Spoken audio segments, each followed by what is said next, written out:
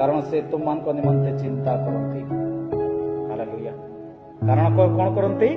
से आपण मान को निमंते चिंता करती, से आपण मान को निमंते प्रार्थना करती, से आपण मान को निमंते आपण केमती आत्मिकतार बढ़ी पारे, आपण केमती परमेश्वर पछरे चली पारे, आपण परमेश्वर सहित केमती गमनागमन करें, आपण केमती आत्मिकतार उन्नति करें, आपण केमती परमेश्वर उपस्थित बसी पारे, से कौन कर चिंता करती।